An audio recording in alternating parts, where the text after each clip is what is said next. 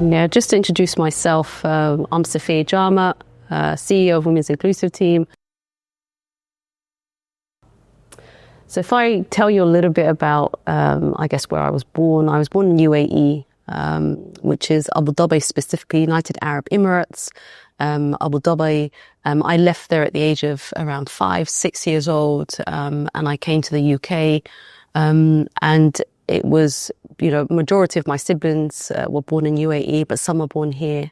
My early memories growing up in UAE was just being free. The area that we grew up, which was called Musafah Qadim, which is the old Musafah. You've got the Jadid now, which is a newer version, but back then it wasn't people that were very well off. It was Somalis that were just surviving, but they really created a beautiful community where our neighbours were all Somalis, and so it was a little mini Somali community, the Horn of Africa kind of almost, where you had an issue and everyone was there to support. You played, you met people, so it was a really nice experience, and one that I think has so much deep enrichment that can really enrich a child in terms of their identity and so on.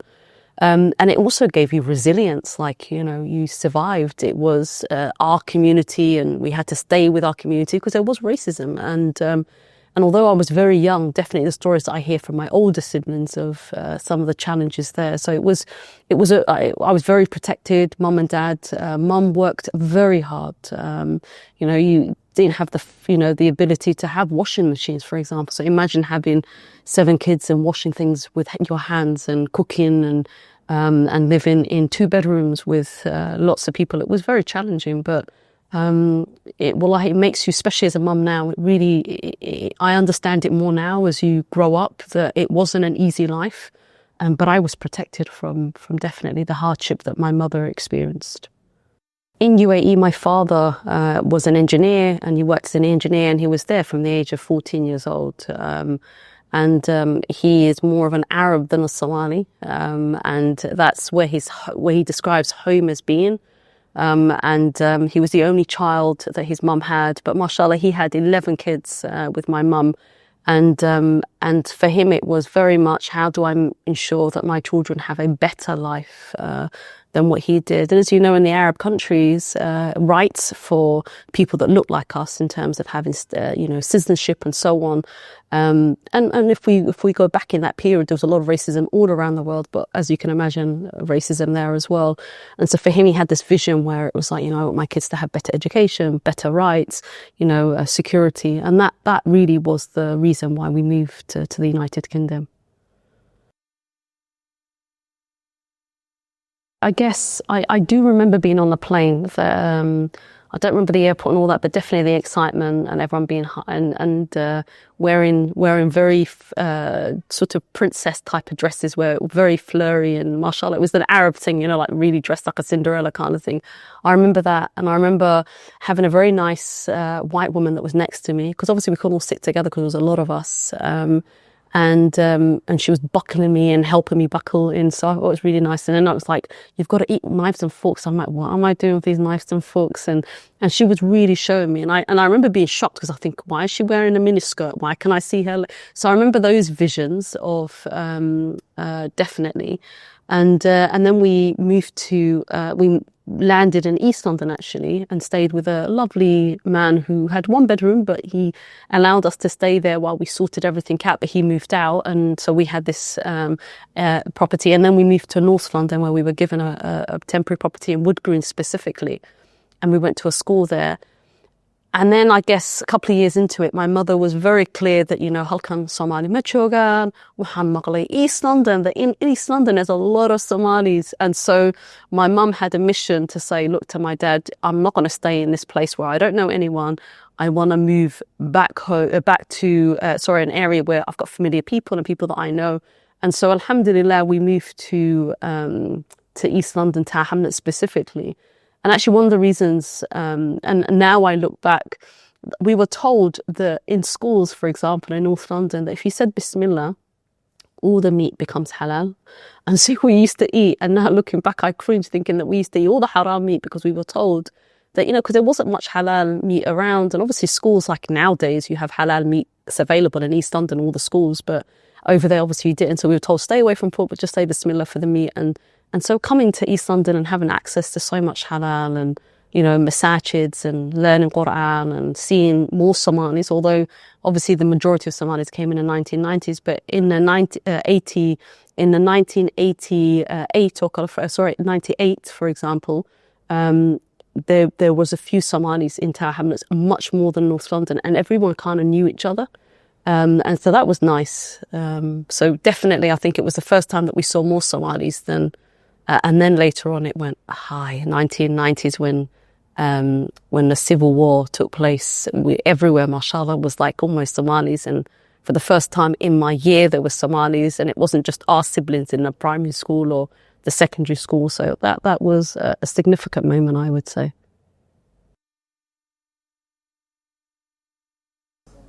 So definitely some of the values that mum and dad and actually the older siblings also enforced was once you come in the door, you don't speak English. English is parked up. This is who you are. And I remember also as siblings, we used to pull each other up when someone started acting adan or not Somali, so saying, you know, why are you saying that? Why are you acting like that?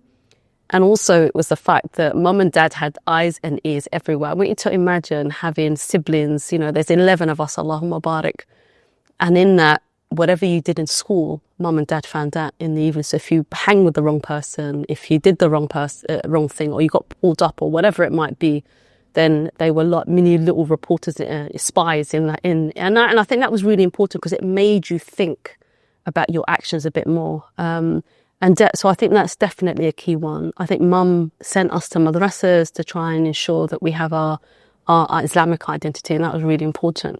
Interestingly enough, back then hijab wasn't something that was, you know, for younger girls, it wasn't something that we did. It's I think when Islam was more practiced, I would say, although my mum, mashallah, had her deen, and this is because she came from the Arabs, but most women, for example, didn't wear the hijab, didn't have the Islamic identity. But that was brought in the 1990s, I think, when the Civil War took place and more culture and women. But interestingly, even though that we spoke Somali at home, our Somali wasn't proper Somali. It was our little mix-up of words, Arabic words and mispronounced Somalis. But it was Somali that we understood. It was a language that we understood, and it wasn't the English. So definitely that was one. Definitely that value of family was something that was really important. We were a unit, it's us. In the late 80s, you had a lot of racism. And when I say a lot of racism, Saturdays and Sundays you couldn't go out because you were black or you were Asian or you were Muslim, because we had, extreme racist groups that used to come in, the BNP, for example. And so if you were out, you would get attacked. And so that was a no-no. And then you had random attacks. For example, my father got attacked to the extent that he's still disabled as a result of that racial attack, only because he was a black man in an area that was very racist, Roma Road, which is in Tower Hamlets. And there was some really horrible stuff. And I think that kind of made us make sure that it was almost like us and them mentality to protect yourself as well and say that, preserve your identity, your deen and your safety ultimately. I would say before the 90s, racism was mainly, they thought that we were either Asian, because especially when you went to madrasa, we'd put the scarf on because you're going to Naam. That was the only time you'd put it on and you take it off quickly because you knew that you were going to be a target at some points. So the racism that we had was more to do with our faith, and especially if you had the hijab, it was because you were perceived as being Pakistani. Obviously, they didn't say Pakistani, they said it in a very racist way. The N word was obviously around, definitely, but not as bad as the P word, for example. And so, but when the 1990s took place, there was a new racism, and that racism was Somali. Like, you would be called Somali, and that was equivalent to the P or the N word. And that was, if someone called you Somali, you'd had to fight because they didn't mean it in a nice way. They meant it as a very negative way. And so I remember most of the fights that we had was because, someone was being racist. It was a different type of racism. I remember being, refugees, asylum seekers, all the visual stuff that was happening in the TV of, famine and starvation. And those are the things that, Somalis were associated to. And I almost feel like we had to fight as Somalis to make sure that we were respected. And that was, in a household of, 7 boys, 7 brothers, there was a lot of fights, and all the boys in the area had to kind of really connect. Like, they'll play football together. One person gets attacked, they had to kind of go and fight. There was a lot of fights, wallahi. And it's sad, but also I think it was a way that people knew to not mess with us, and it was a way of us protecting ourselves, definitely. Culture was instilled in us in a way that definitely oral. So it was like, parents telling you stories of their childhood. Dad telling us, subhanallah, until this day, stories of when he went to Aden, and he was traveling to UAE, and how this happened, and how he actually went to Italy in the 1970 something, and So he would tell us all these stories of excitements, and he would keep shoes that he says, "Auntie was special, because he would show us, and each shoe told a story almost, and all those documents he had." And so Abba would tell us stories beautifully. He still does it. My dad's a very poet, so we've actually got a WhatsApp group where he does lots of mahmas, and he will tell you the history, like this mahma came out because this happened, and then this is what they said, and so he's very historic and poetry, and he does that. And Mum tells you obviously of her childhood and how she was the older child, and the struggles and the hardships and the challenges of raising kids in a UAE, and then raising kids here, and being alone in that, and how she missed obviously her father, and her father sadly passed away, and she was away from him for many years. And so you experience all that trauma, and all that, obviously trauma is, second-hand, third-hand, and you do definitely experience that. What was so beautiful though, as young kids, is Mum used to have a tape recorder, and in that tape recorder we would send it to Ayeyo and Awowo, and they would send it back to both Ayeyos and Awowos, and we would queue up, and everyone would play the record, and you would have to start off by saying, "Magacaygu waa Safia Jama MBE, waxaan ka soo hadlay London, waxaan soo salaamaya ayeeyday awowgay heblaayo." And that was beautiful, because some of those tapes they've still got, by the way, and it's beautiful to hear. And some of the tapes that we received, and for my mum to have her dad's tapes from when he sent it back was beautiful.